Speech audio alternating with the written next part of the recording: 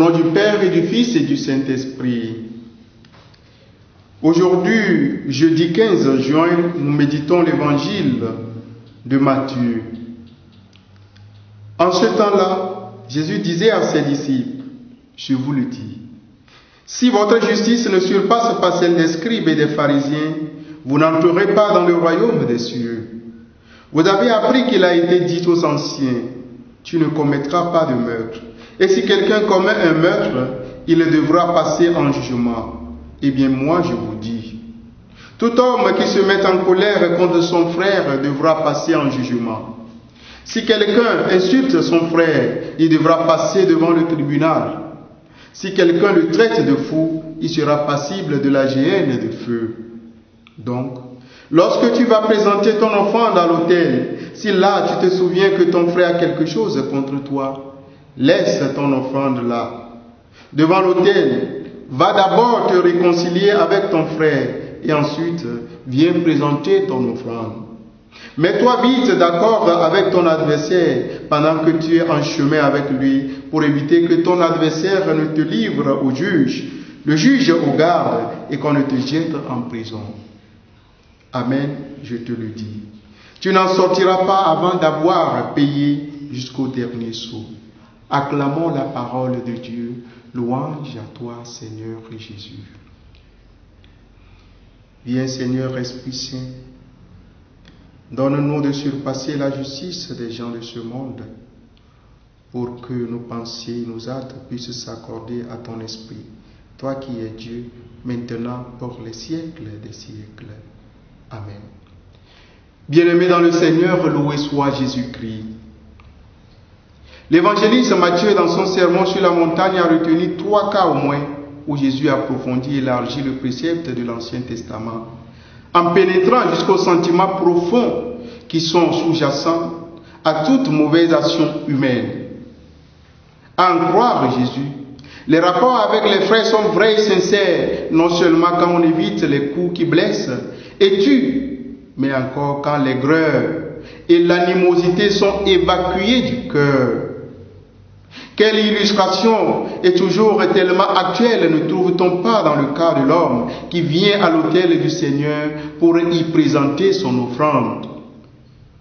Au dire du Fils de Dieu, si on est loin de son frère par la haine ou l'aversion, il est impossible de s'approcher à Dieu, de Dieu.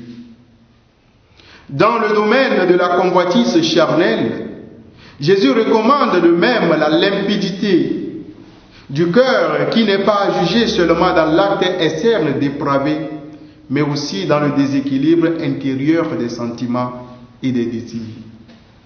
En effet, frères et sœurs, Jésus veut l'homme à ce point sincère et droit avec lui-même et avec les autres. Et c'est pour cela qu'il va parfois plus loin en abolissant une restriction que l'homme de l'Ancien Testament s'était concédée en raison de la faiblesse ou de la dureté de l'homme. Ainsi, restaure-t-il dans ses exigences fondamentales les liens du mariage. Frères et sœurs en Christ, ce texte de Matthieu est le lieu de la découverte d'un des caractères les plus nés de la conscience de Jésus. Sa revendication d'autorité. Moi, je vous dis. Moi, je vous dis. Jésus apparaît ici comme celui qui a découvert dans son expérience et dans son être une autorité qui lui permet d'interpréter la loi régissant la conscience religieuse de son peuple, de son contemporain. Sa conviction de commencer à rendre présent le royaume définitif de Dieu l'amène à se situer par rapport à la loi dont les Juifs attendaient le salut. Son message sur la proximité de Dieu est si décisif qu'il implique une attitude radicalement nouvelle quant à l'observance de la loi. En effet, frères et sœurs, Jésus ne propose pas une nouvelle interprétation de la loi qui viendrait rajeunir, adapter à des circonstances différentes l'interprétation transmise par la tradition, par les rabbis et les pharisiens. Loin de se lancer dans une nouvelle casuistique, Jésus invite à un dépassement de la casuistique et de la loi elle-même.